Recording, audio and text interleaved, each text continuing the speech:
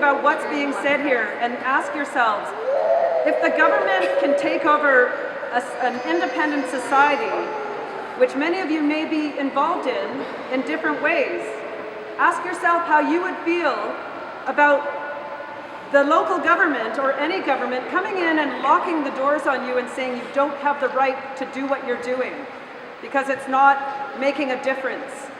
And anybody that wants to tell me that W2 has not made a difference in their lives, then they haven't actually spent any time here. They haven't talked to the... It's a shame, shame, shame on this local government. Shame on you, Gregor Robertson, and all of the councillors. We all voted you in because we believe in you. This vision that you have needs to include all people. It needs to include the people in the downtown east side who are entrenched in poverty that you guys continue to allow them to be in. Woodward's is a statement, and it exists here because people stood up and sat on the street, lived on the street in this kind of weather that we're experiencing today. And as you heard from Rob, that him and his brother lived right over here, waiting for that to happen. I have a sister-in-law that now lives here. She spent many months here. She was here from the beginning to the end. She went off to Tent City. They had to drag her off the street because she was so mad. And that's how mad I am. I am mad about the fact that as a First Nations woman standing back watching the atrocities of what this country puts us through as First Nations, I've had enough. And then I come to a space that I think is one of the safer spaces because there are people of many cultures here that are standing together, and we're locked out. So I don't really want any of my non-Native brothers and sisters to experience what I experience, being a person whose DNA is built in this building.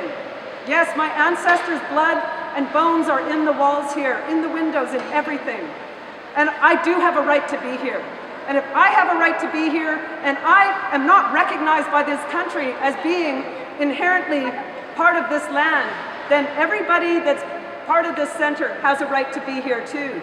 Because it's not just about the blood and the bones, it's about the sweat and the tears and the laughter. It's about everything.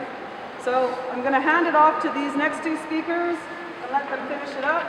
And we really appreciate your time.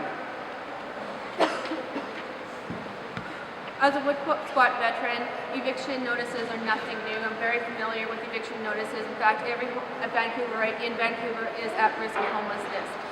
The squatters came together to take on homelessness, and I want you to tell you right now, homelessness is one thing that every Canadian has in common and every Aboriginal person has in common. I welcome this discussion. I welcome the fact. I am not surprised that we're faced with an eviction to encourage dialogue. I welcome it. And you know what? I want you to know, I know exactly what to do, what to bring to the table, and how to move this forward, and how to keep this space. Because I am a matriarch. I am a Cree matriarch. I am third generation urban Aboriginal, and I know the women in this community. I am here because of the women of this community, because of the matriarchs of this community, and we're staying. We're not going anywhere. If you want to talk to us, come talk to us. We look forward to it. But this eviction notice is nothing.